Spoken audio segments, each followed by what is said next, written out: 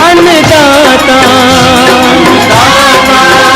अन्नदाता, नीति तुम्हारा अन्नदाता, पग पग पर है संग तुम्हारे अन्नदाता। लहू किसान का बन के पसीना सींचता है धरती का सीना, मेहनत का तेरी हक दिलवाने, नई तकनीक नई खोज बताने। पशुधन को गुणवान बनाना, पौध सुरक्षा को सिखलाना, खेती के सब गुर समझाने, भारत का सरताज बनाने, आठों पहर है संग तुम्हारे अन्नदाता अन्नदाता। नमस्कार, मैं आयुषी आप सभी दर्शकों का अन्नदाता कार्यक्रम में स्वागत करती हूँ। त्याग और तपस्या का दूसरा नाम है किसान। कृषि ही उसकी भक्ति है और कृषि ही उसकी शक्ति है, कृषि ही उसकी निद्रा है और कृषि ही उसका जागरण है। ऐसे ही भारतीय किसानों को खेतीबाड़ी से जुड़ी हुई बहुत सी नई लाभकारी जानकारियां देने के लिए हर रोज सुबह हम आपके साथ आते हैं। तो चलिए कार्यक्रम शुरू करने से पहले देखते हैं क्या है आज के अन्नदाता में। मखाना की फसल में किए जाने वाले जरूरी कार्य।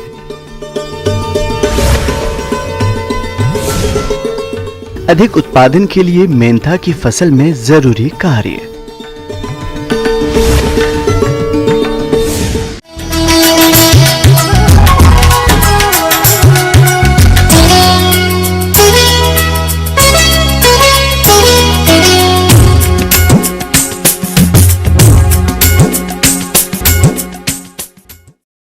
मखाना की खेती अपने राज्य के भागलपुर, दरभंगा, मधुबनी आदि जिले में काफी बड़े पैमाने पर की जाती है। फिलहाल इस समय मखाना की फसल में कुछ कार्यों को करने की जरूरत है, जैसे कि मखाना फसल में कीट और रोग नियंत्रण के साथ साथ अन्य कार्यों को कैसे करें। इस बारे में बता रहे हैं कृषि विज्ञान केंद्र जाले के वैज्ञानिक डॉक्टर दिव्यांशु शेखर।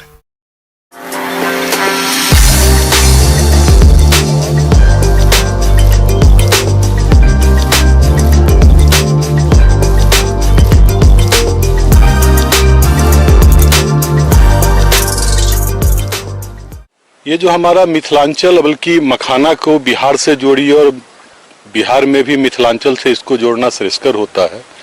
और जहां हमारे पास जल की उपलब्धता अधिक है, ऐसे में सिर्फ खरीफ के मौसम में धान के अलावा हमारे पास कोई विकल्प नहीं रह जाता है। तो मखाना जो एक ऐसा विकल्प है जिससे कि हम प्रति हेक्टेयर 1.5 से 2 लाख रुपए तक की आमदनी प्राप्त कर लेते हैं। और चूंकि ये जलीय पौधा होने के कारण इसमें बहुत ज्यादा कीट व्याधि या बहुत ज्यादा सस्य क्रियाएं करनी नहीं होती है। तो सामान्यतया जो इसकी पारंपरिक विधि से जो हम लोग कर रहे हैं उसमें जो हमें पोषक तत्व देना है उसमें हमने यूरिया, डीएपी वगैरह शुरुआत में ही रोपाई के समय दे दी होगी। रोपाई के बाद फसल की बढ़वार ठीक तरीके से होती रहे, इसके लिए समय समय पर फसल में खाद और उर्वरकों का प्रयोग करना पड़ता है। खेत की तैयारी के समय 12 टन गोबर की खाद, 6 क्विंटल महुआ की खली, 7 क्विंटल नीम की खली, 6 क्विंटल करंज की खली प्रति हेक्टेयर की दर से खेत में डालें और रोपाई के बाद 2.5 किलोग्राम यूरिया, 2 किलोग्राम डीएपी और 1 किलोग्राम पोटाश प्रति कट्ठा की दर से खेत में डालना चाहिए। कुछ किसानों ने आधी डोज उसकी बचा के रख लेते हैं। उम्मीद है कि वह भी उसको प्रयोग कर लिए होंगे। अगर नहीं किए होंगे तो 40 किलो के आसपास में यूरिया प्रति एकड़ हमें इसका छिड़काव करना है। दूसरा चीज एक हमें देखना है कि सामान्यतया जो है वो 5 से लेके 7.5 पीएच के मान के ही जल में इसकी अच्छी उत्पादकता प्राप्त होती है। तो हमें यह ध्यान रखना है कि हमारे जल का जो है वह पीएच मान बना रहे। साफ पानी में जो ठहरा हुआ पानी होता है उसमें इसकी उत्पादकता अच्छी होती है। तो अगर किन्हीं कतिपय कारणों से अगर हमारा पानी गंदा हो गया है तो थोड़ा सा हमें लाइम का उसमें प्रयोग कर देने पे पानी जो है वो साफ हो जाता है और साथ में वो एक तरह से हमें रोग व्याधि से भी बचाता है। तो अमूमन और जो अभी हमारी उन्नत मखाना उत्पादन की तकनीक आई है, पारंपरिक रूप से हम गहरे पानियों में ही इसका तालाबों में इसकी खेती करते थे। मखाना अनुसंधान केंद्र के सहयोग से और विश्वविद्यालय के वैज्ञानिकों ने मिलकर के जो निचली धान की खेत है उसमें हम मखाना की खेती कर रहे हैं, तो जिसमें हमें 2 फीट से लेके 3 फीट तक, 1.5 से लेके 3 फीट के पानी में मखाना की उत्पादकता अच्छी होती है। जहां पहले पारंपरिक रूप से 20 क्विंटल तक हो पाता था, अब 40 क्विंटल तक पैदावार ले रहे हैं। तो हमें उसके जल स्तर को 2 से 3 फीट तक बनाए रखने की आवश्यकता होती है। चूंकि ये जलीय होने के कारण इसमें कुछ खरपतवार की संभावना बनी रहती है, तो अगर हमारे खेतों में हमारे जो तालाब हैं उसमें अगर खरपतवार हो गए तो उनको हमें निकाल देना चाहिए। तो मुख्यतः सस्य क्रिया के नाम पे हमें खरपतवार नियंत्रण ही इसमें करना होता है। अक्सर मखाने की खेती में कई प्रकार के खरपतवारों की समस्या रहती है। इसकी रोकथाम के लिए खेत की तैयारी समय ही 2,4-D3 ग्राम दवा प्रति लीटर पानी में घोलकर खेत में छिड़काव कर देना चाहिए। खड़ी फसल में काई की समस्या से बचने के लिए कॉपर सल्फेट 20 ग्राम को पोटली बनाकर खेत में 5 से 6 जगहों पर डाल दें। इससे हरी काई की समस्या कम होती है। जहां तक रोग व्याधि की बात करें तो 3-4 प्रमुख रोग हैं जो इसमें दिखाई पड़ते हैं। सामान्यतः हम इसमें ये कीटनाशियों का प्रयोग नहीं करते हैं, लेकिन अगर संभावना दिखती है तो जिस तरह हम खेत की तैयार करते वक्त ही नीम केक का प्रयोग कर देते हैं जिससे कि उसमें कीट व्याधि कम लगते हैं, उसी प्रकार कुछ रोग जो है वो बीज से हमारे फसलों में आता है कि हम उसको ट्रीट करके ही उसका प्रयोग करते हैं। चाहे हमें कीटनाशक और फफूंदनाशक, विशेष तौर पे कार्बेंडाजिम से हम उसको जड़ को ट्रीट करके ही उसको लगाते हैं जिससे कि बीज जनित रोग इसमें न लग पाए। अगर हम अभी के समय में देखें तो 3-4 तरह के प्रमुख रोग हमें दिखाई पड़ते हैं। एक तो है जिसमें कि पौधा में गलन आना शुरू होता है, तो ये गलन पौधा, जड़ और पत्ती, फल हर किसी में दिखाई पड़ता है। तो अमूमन हम इसमें या तो ब्लाइटॉक्स का प्रयोग करते हैं या कार्बेंडाजिम या माइकोजेब, डाइथेम M45 जो भी उपलब्ध है, एक फफूंदनाशी का प्रयोग हम 2 ग्राम प्रति लीटर के दर से इसमें एक छिड़काव की आवश्यकता हमें पड़ती है। उसी प्रकार 2 और प्रमुख दिखता है कि अगर तापमान जब बढ़ता है तो कई बार पत्तियां जो हैं वो ऊपर की ओर उठ जाती हैं, पानी में तैरता हुआ महसूस होता है। या हम फिर ये देखते हैं कि कई बार पत्तियों के ऊपर में छोटे छोटे चित्ती बनते हैं जो कि पूरे पौधे पे फैल जाता है। तो ऐसे में हमें फफूंदनाशी की जरूरत पड़ती है जिसमें कि हम वही डाइथेम M45 या माइकोजेब का प्रयोग करते हैं। कई जगह पे देखा गया है कि एफिड का भी प्रयोग कहीं कहीं पे दिखता है। तो अगर एफिड का प्रकोप अगर आप में है तो 1 ml प्रति लीटर जो है इमिडाक्लोरोपिड का प्रयोग करते हैं। जड़ बेधक की संभावना रहती है तो जड़ बेधक होने पे कारटाप का प्रयोग हमें करना है। लगभग 1.5 ml प्रति लीटर के दर से हमको इसका प्रयोग करना है। तो एक बार देखा जाता है कई बार कि फल में भी जल छेदक का प्रकोप हो जाने के कारण हमारे पौधे कमजोर हो जाते हैं और फलों की संख्या। औषधीय गुणों से भरपूर मेंथा की बात करें तो इससे कई तरह के उत्पाद जैसे दवाएं, सौंदर्य प्रसाधन के अलावा कई तरह के उत्पाद बनाने में इस्तेमाल किया जाता है। इसकी खेती करके किसान अच्छा मुनाफा कमा सकते हैं। इसी लाभ को देखते हुए जिन किसान भाइयों ने मेंथा की खेती की है उनकी फसल बढ़वार की अवस्था पर है, लेकिन बहुत से किसान फसल में किए जाने वाले जरूरी कार्यों पर कोई विशेष ध्यान नहीं देते, जिसकी वजह से उत्पादन में कमी आ जाती है। तो आपके सामने इस तरह की समस्या ना आए, इसके लिए आप मेंथा की फसल में कौन कौन से कार्यों को किस किस तरीके से करें, इसकी जानकारी दे रहे हैं डॉक्टर CS पांडे।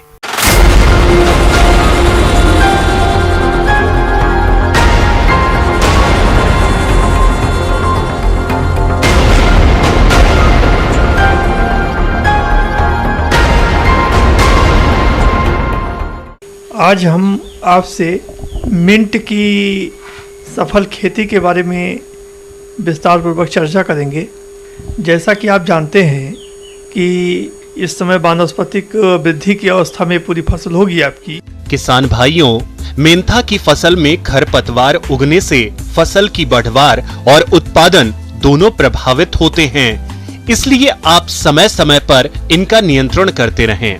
जो 2-3 चीजें इसमें करने लायक हैं वो ये हैं कि पहले तो ये इसकी फसल की निराई गुड़ाई कर दीजिए। बीड बिल्कुल नहीं होना चाहिए। तो जैसे आप सिंचाई करते हैं तुरंत तो खरपतवार आ जाता है, तो शुरू के करीब 20 से 25 दिन, 1 महीना आपको खेत को खरपतवारों से बीड फ्री रखना है। और इसके लिए आप निराई गुड़ाई करेंगे और हो चला सकते हैं। उसके बाद भी यदि कंप्लीट रूप से बीड नहीं जाता है तो आप इसमें हर्बिसाइड का भी स्प्रे कर सकते हैं। लेकिन कोशिश करना चाहिए कि यदि आप छोटे लेवल पे काम कर रहे हैं तो आप हो या मैनुअल बीडिंग से आप जो है खेत की निराई गुड़ाई कर लें। अधिक उत्पादन लेने के लिए मेंथा की फसल में सिंचाई और पोषक तत्वों का संतुलित मात्रा में प्रयोग करना चाहिए, तभी आपको मेंथा का भरपूर उत्पादन मिलेगा। यहाँ एक चीज का जिक्र हम ये करना चाहेंगे कि ये जो मिंट है ये बहुत संवेदनशील फसल है, तो इसमें अगर पानी वाटर लॉगिंग हो गया तो भी फसल नष्ट हो जाती है और पानी ना मिला तो भी दिक्कत है। तो आप इसमें पानी देते समय ये ध्यान रखें कि 3 से 4 दिन से ज़्यादा इंटरवल पानी का ना हो, और जो पानी की गुणवत्ता है, पानी देने की मात्रा, खेत में आपको ये अश्योर करना है कि हर पौधे को थोड़ा जो है अपना समुचित मात्रा में पानी मिल जाए और जल भराव की स्थिति न होने पाए। इससे आपकी फसल सुरक्षित रहेगी और आपकी जो हर्बल यील्ड है उसमें काफ़ी इजाफा होगा। सिंचाई करने के साथ साथ जैसे थोड़ी सी नमी बनी रहे उसमें आप 19-19-19 चूँकि ये सॉल्युबल फर्टिलाइज़र है तो आप घोल बना के पत्तियों पे छिड़काव भी कर सकते हैं। अदरवाइज आप फास्फोरस और नाइट्रोजन की मात्रा आप जो है खेत में डाल सकते हैं, इससे आपकी फसल बहुत अच्छी होगी। मेंथा की फसल को कीट और रोग अधिक नुकसान पहुंचाते हैं, जिसके कारण फसल उत्पादन में कमी आ जाती है। इसलिए आप इनकी पहचान कर नियंत्रण उपायों को अपनाएं। मेन प्रॉब्लम है वो इस समय खेत में प्रायः देखा जा रहा है कि पत्तियां सूख चुकी हैं, तो ये इसमें एरोमेटिक है, एरोमा भी है, तो काफ़ी कीट पतंगे इसकी तरफ आकर्षित हो रहे हैं। तो रोग और कीट 2 मिनट की खेती की सबसे बड़ी समस्या है। तो इंसेक्ट में जो प्रायः देखा जा रहा है उसमें सकिंग टाइप के इंसेक्ट जैसे जैसिड्स हैं, ये सब वो आपके खेत में लग रहे हैं। फ्लाई भी इसमें देखी गई है जो कि डैमेज कर रही है, व्हाइट फ्लाई जो कि डैमेज कर रही है। इसके लिए सुझाव ये है कि कोई सुटेबल इंसेक्टिसाइड जैसे इमिडाक्लोरोपिड है, कोई नाल्फास है, फास्फेमिडान है, ये सब 0.03% के दर से इनका आप फसल पे छिड़काव कर दीजिए। तो इस प्रकार से आपकी जो फसल है कीटों एवं बीमारियों से सुरक्षित रहेगी। जहाँ तक रोग की बात है, रोग में एक अभी शुरुआती अवस्था में इस समय ब्लाइट इसको अर्ली ब्लाइट आप कह सकते हैं, अर्ली ब्लाइट की भी समस्या कहीं कहीं देखी जा रही है। इसमें आप जो है डाइथेनियम 45.3% का छिड़काव करके फसल को इससे सुरक्षित कर सकते हैं। जहाँ तक बात उत्पादन की है, आपका ये जो हर्बल यील्ड है ये इम्पोर्टेंट इकोनॉमिकल पार्ट है, इसको आप बेच करके अच्छा पैसा कमा सकते हैं। तो ध्यान देने वाली बात ये है कि चूँकि आपका ये सीधे मार्केट में जा रहा है तो क्वालिटी इसकी आपको अश्योर करना है कि जो हमारी हर्बेज यील्ड है इसकी क्वालिटी बनी रहे। तो आशा है कि अगर इन सब बातों को आप ध्यान में रखेंगे तो अच्छी क्वालिटी के मिंट के प्रोडक्शन के साथ साथ अच्छी आप आमदनी भी कमाएंगे। मौसम के अनुसार प्रबंधनों पर ही टिकी है आपकी खेती बाड़ी, इसलिए मौसम पूर्वानुमान और उस पर आधारित साप्ताहिक कृषि सलाह इस प्रकार है।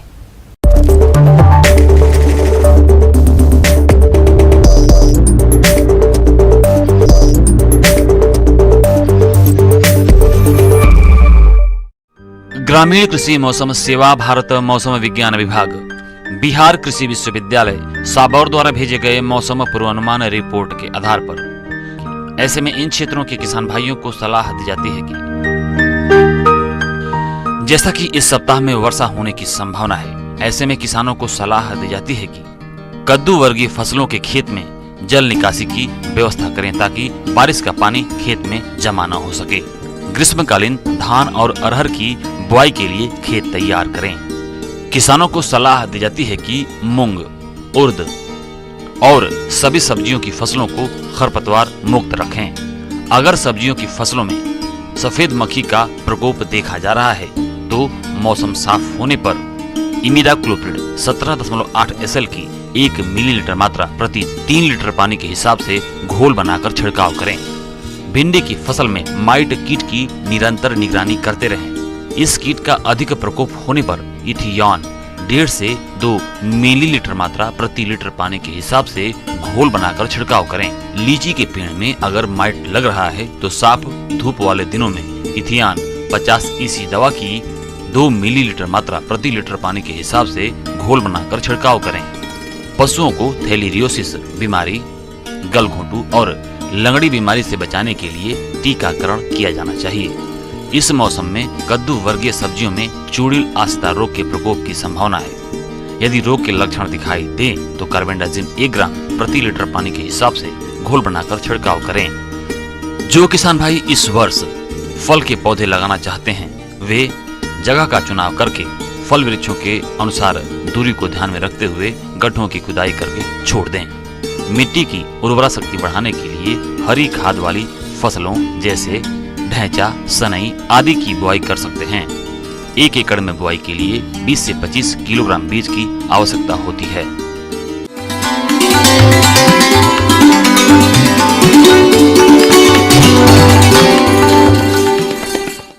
अन्नदाता हेल्पलाइन निशुल्क फोन संपर्क सेवा के माध्यम से आपके द्वारा पूछी गई समस्याओं में से 1 या 2 महत्वपूर्ण समस्याओं को हम अपने कार्यक्रम में शामिल करते हैं।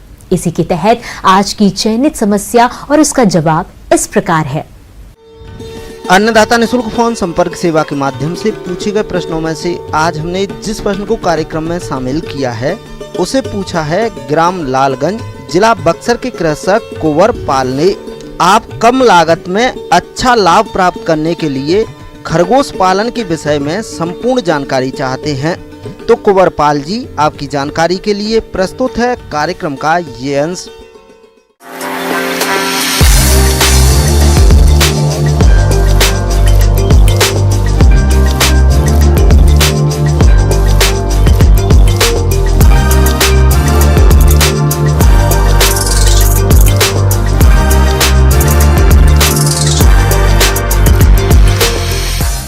किसान भाइयों नमस्कार। पशुपालन में खरगोश पालन एक नया तो नहीं कहेंगे, एक पुराना विषय है, लेकिन यह एक ऐसा विषय है जब किसान इसको अपनाते हैं तो काफ़ी लाभ प्राप्त कर सकते हैं। हम अपने घर में, हम अपने घर के पिछवाड़े में या हम अपने बड़े फार्म में भी इसका पालन कर सकते हैं। खरगोश चूँकि बहुत ही प्यारा पशु है और इसको मुख्यतः मांस के लिए एवं इसको ऊन के लिए, रेशे के लिए और चमड़े के लिए पाला जाता है। अब प्रजातियों की अगर बात करें तो प्रजातियां ऐसी आप रखेंगे जो आपको बाजार में मूल्य दें और उसको बेचने में आसानी हो। आमतौर पर खरगोश की 2 नस्लें होती हैं। पहली मांस उत्पादन के लिए, दूसरी ऊन उत्पादन के लिए। मांस वाली प्रमुख किस्में हैं जैसे New Zealand white, Soviet chinchilla, black giant, grey giant इत्यादि। ऊन के लिए खरगोश पालन हेतु स्थान का चुनाव जलवायु, खरगोशों की संख्या एवं सुविधा आदि के अनुसार करना चाहिए। स्थान का अधिकतम तापमान 15 से 20 डिग्री सेल्सियस के मध्य होना चाहिए। आवास स्थान पर रोशनी का उचित प्रबंध होना चाहिए। खरगोश पालन के विभिन्न पहलू पे अगर हम लोग बात करें तो एक सबसे इम्पॉर्टेंट है नस्ल का चयन। आप उन्नत नस्ल का चयन करेंगे। दूसरा जो इसका बिंदु है इसके आहार प्रबंधन पे। आहार प्रबंधन में आप किचन वेस्ट, वेजिटेबल्स अगर आप खेती करते हैं तो वेजिटेबल वेस्ट, साग सब्जियों का जो बाई प्रोडक्ट है या जो वेस्टेज है उसका हम लोग इसमें शामिल कर सकते हैं। फ्रूट्स, फल शामिल कर सकते हैं। अनाज भी देना आवश्यक होता है तो कंसंट्रेट यानी दाना मिश्रण भी हम लोग इसको इसके आहार में 30 से 40% तक रखें तो उसका प्रदर्शन, उसका ग्रोथ अच्छा प्राप्त होगा। और उसके अलावे खनिज लवण मिश्रण और विटामिन्स और मिनरल मिक्सर्स के साथ का भी आप प्रयोग करेंगे। हल्की नमक भी उसमें डालेंगे तो 2% मिनरल मिक्सर, 1% नमक, कार्बोहाइड्रेट यानी ऊर्जा के स्रोत करीब 70% एवं प्रोटीन के स्रोत 20 से 25% अगर आप लेके चलते हैं तो आप अच्छा दाना मिश्रण तैयार करके इसका पालन कर सकते हैं। खरगोशों को पिंजरों में रखना व्यावसायिक दृष्टि से लाभदायक है। पिंजरों के माध्यम से खरगोशों को एक शेड बनाकर घर के पिछवाड़े या फिर आंगन में आसानी से रखा जा सकता है। पिंजरों को जमीन से लगभग 1 मीटर की ऊंचाई पर रखा जाना चाहिए ताकि उनके नीचे से मल मूत्र की सफाई ठीक प्रकार से हो सके। अधिक संख्या में पिंजरे होने पर उन्हें एक के ऊपर एक करके बांस बल्लियों के सहारे रखा जा सकता है। पिंजरे के बीच मल मूत्र को दूसरे पिंजरों पर गिरने से बचाने के लिए ट्रे लगाने के लिए आवश्यक जगह भी छोड़नी चाहिए। खरगोश के पिंजरे का आकार 60 बाई 45 बाई 45 सेंटीमीटर का होना चाहिए।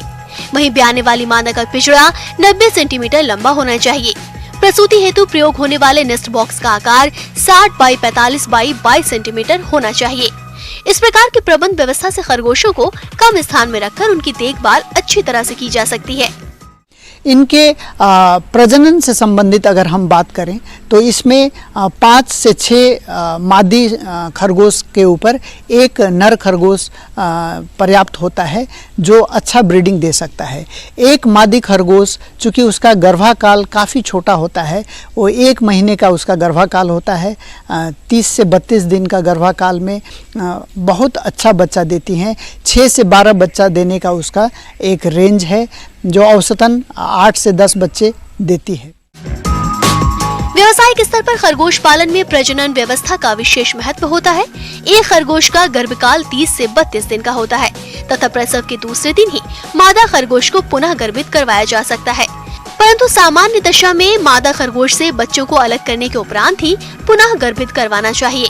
इस प्रकार एक मादा खरगोश से 1 वर्ष में 5 से 6 बच्चे प्राप्त कर सकते हैं तथा प्रत्येक व्यांत में 6 से 7 बच्चे प्राप्त किए जा सकते हैं। खरगोश 6 से 8 महीने के बाद प्रजनन कराने लायक हो जाते हैं। प्रजनन सुबह व शाम के शांत वातावरण में ही कराना चाहिए। मिंटिंग के लगभग 15 से 16 दिन के पश्चात मादा खरगोश का भ्रूण परीक्षण कर लेना चाहिए। और उसके जो चैम्बर में उसका जो कक्ष है उसमें एक छोटा बक्सा नुमा जरूर रख देंगे ताकि जब बच्चा होने के बाद उसमें हम लोग रख सकें बच्चों को। बच्चे में ग्रोथ बहुत तेज़ी से होता है और बच्चे जैसे ही 20-25 दिन के होते हैं तो वो मुलायम घास खाना प्रारंभ कर देते हैं। तो उनको मुलायम घास, साग सब्जी, फल एवं हम लोग दाना मिश्रण के साथ उनका पालन करेंगे। साफ सुथरा आवास हो, उसका रखरखाव सही हो, नियमित रूप से सफाई हो तो आप बहुत सारी रोग बीमारियों से बचा सकते हैं। 6 से 8 सप्ताह की उम्र में ये करीबन 1.5 किलो के शरीर भार में आ जाते हैं और 5 से 6 महीने में ये लोग मार्केट वेट पे आ सकते हैं, मैच्योरिटी में आ सकते हैं। एक खरगोश जो परिपक्व है जिसका वजन 3 से 4 किलो हो चुका है उसको हम लोग मार्केट में 500-600 रुपया तक में भी बेच सकते हैं। तो आप सोच सकते हैं कि एक अच्छी आमदनी का स्रोत खरगोश साबित हो सकता है। तो किसान भाइयों, अपने इस नए व्यवसाय को आप अपना के स्वरोजगार की तरफ आप अग्रसर हो सकते हैं।